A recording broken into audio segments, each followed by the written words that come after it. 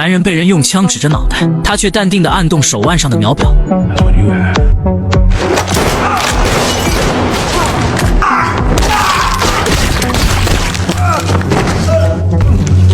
清理3个人只用了9秒钟，白衣黑老大挣扎着想活下去，男人却不慌不忙，捡起掉落长枪，抬手上膛。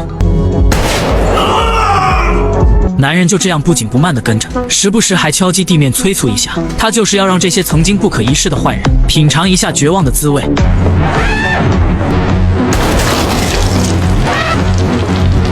清理所有人，拽下黑老大腰间的车钥匙，男人拿上背包走出建筑，停放的车辆上有一个小男孩在这里等待，他是刚刚死去那黑老大的孙子。男人看他年幼，让他留在车上不要下来，随后转身准备离开，谁知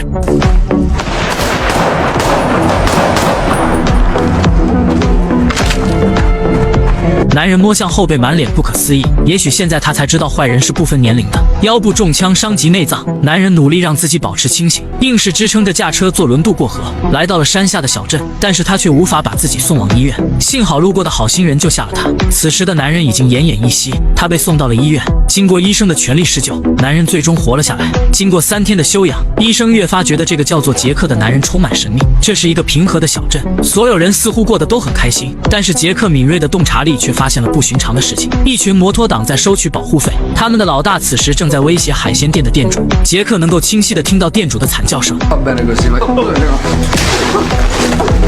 他蠢蠢欲动，但是有伤在身，杰克只能装作什么也没听到。等到摩托党准备离开，杰克缓缓回头，记下这些人嚣张的样子。店主也随即走出，虽然满脸伤痕，但是他还是礼貌地跟杰克点头示意。杰克礼貌回应，随即眼睛紧紧盯着炸街般驾驶摩托离开的混混。杰克心中那团喜欢替人伸冤的火焰逐渐开始升腾，只是杰克不知道，这些摩托党并不是普通混混，他们隶属一个黑帮组织，老大卢瑟更是只手遮天，无恶不作，几乎就是这里的土皇帝。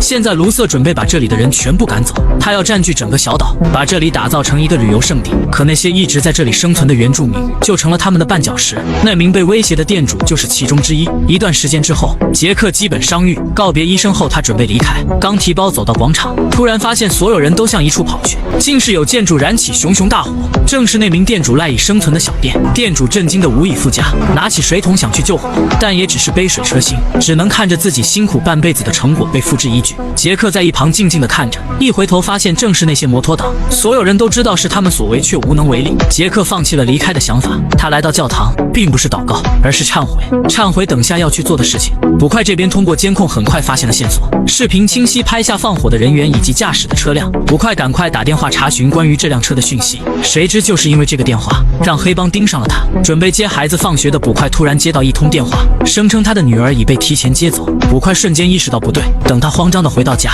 发现多名黑帮分子已经来到他的家中。原来捕快刚打过那通电话，就有人向卢瑟报告，混混用捕快家人做要挟，如果敢再多说一句话，他和他的家人将会无一幸免。来到医生这里包扎的捕快刚好被杰克看到，在医生这里终于得知了卢瑟及其手下是如何的无恶不作。杰克开始故意跟着捕快，终于在餐厅中遇到了前来找麻烦的混混，这人正意气风发地威胁捕快，一回头发现杰克正紧紧盯着他，那深邃的眼眸让这人顿时脊背发凉。但是他仗着人多，气冲冲来到杰克面前，他以为眼前这个大叔跟这里的村民一样好欺负，却不知道自己面对的将是什么。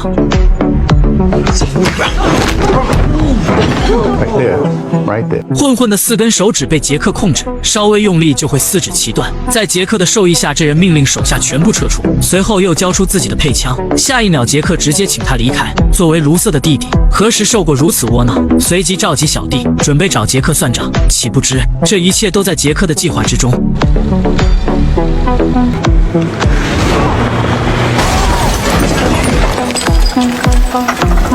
剩下的2人满脸震惊，这人大着胆子上前查看，发现开车的小弟也早已回了老家。这人直觉一股凉气直冲脑门。就在这时，一个人影手拿红酒突然出现，反手清理旁边的小弟，随后不紧不慢地走向远处的混混。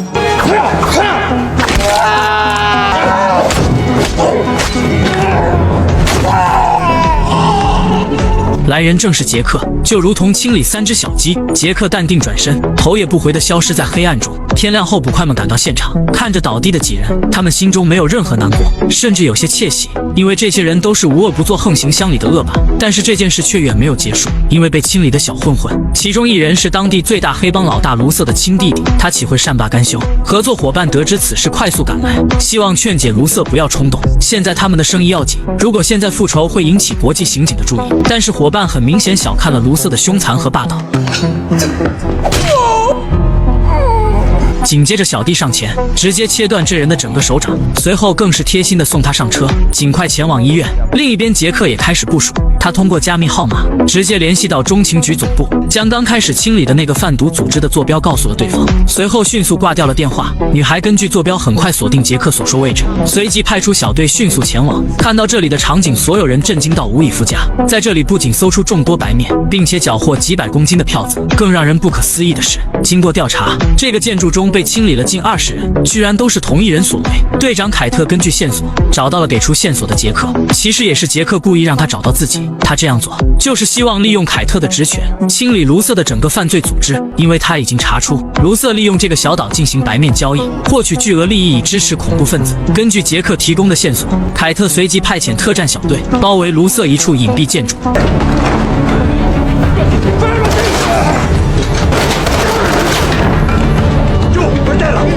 这次行动非常成功，缴获卢瑟大量资金。就在这时，凯特突然接到杰克来电，让他千万小心，因为卢瑟在这座岛势力极为庞大。谁知刚挂掉电话，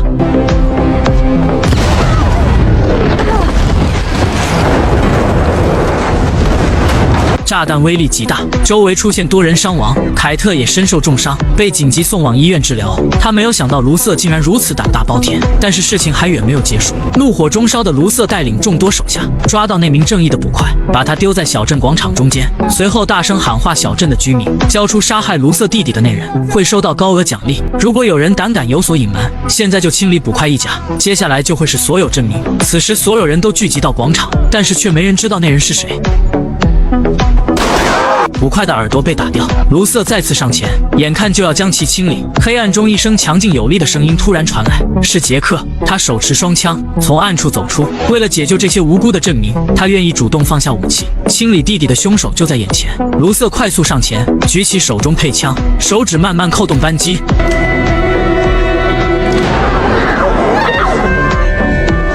竟然是医生，他不能看着杰克惨死。有了医生带头，这些长期被压迫的镇民都举起手机，虽然他们手中没有武器，却能记录下卢瑟犯罪的证据。事已至此，卢瑟知道众怒难犯，他撂下狠话，会把在场的人全部清理，随后就这样驾车扬长而去。只是他不知道，杰克已经不会再给他准备的机会。回到住处的卢瑟愤怒异常，他给小弟下令，天亮后回到小镇，把所有胆敢反抗他们的镇民全部清理。只是他不知道，杰克已经趁着夜色来到卢瑟所在豪华城堡。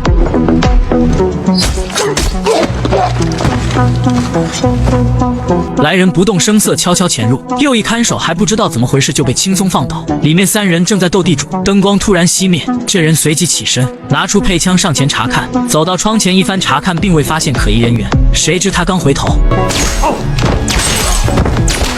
，3人被尽数清理，一个人影随即出现，他悄悄上前，随手拿上一根铁棍。楼上这人正在查看监控，突然感觉后背一阵冷风吹过，再看监控，人影已经出现在身后，没有任何反应机会，铁棍就穿透他的喉咙。另一看守发现动静，转头看到痛苦不已的同伴向他走来，刚准备上前，身后人影突然出现，勒住他的脖子。10几秒钟之后，这人停止了挣扎。楼上睡梦中的黑老大卢瑟突然觉得有东西滴在额头，转头发现旁边枕头上也有，沾了一点，放在鼻子上一闻，他立刻意识到不对，随即抬头。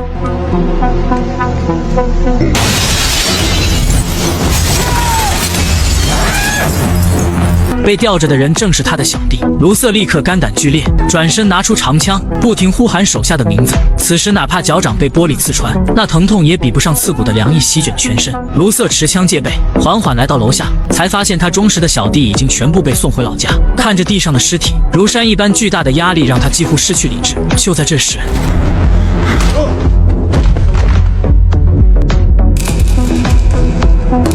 等他醒来，已经被结结实实地绑在柱子上。此时的卢瑟再没有往日的威风八面，面对如同鬼魅一般的杰克，卢瑟现在就是一条丧家之犬。杰克并没有多说什么，拿出小刀来到卢瑟面前，一番晃动之后，竟然解开了捆绑的绳索。杰克不担心卢瑟逃走，因为就在刚才，杰克已经给他喂食了过量的白面，那些给卢瑟带来巨大财富的东西，现在成了送他归西的穿肠毒药。为了生存，卢瑟艰难的前行，希望有人能救助自己。杰克只是不慌不忙跟在身后，查看时间，确定卢瑟还有多少时间。曾经在这座小镇作威作福的恶霸，估计不会想到会有如此下场。随着时间推移，卢瑟再也无法挪动分毫，就这样摔倒在潮湿泥泞的街道上。远处突然亮起的烟花，似乎在庆祝这座小镇的重生。随着卢瑟的下线，跟他有瓜葛的人员全部被抓获，祸害一方许久的势力被连根拔起。杰克来到医院看望凯特，凯特很想知道对方到底是什么人。杰克回答，自己只是一个喜欢替好人伸冤的普通人。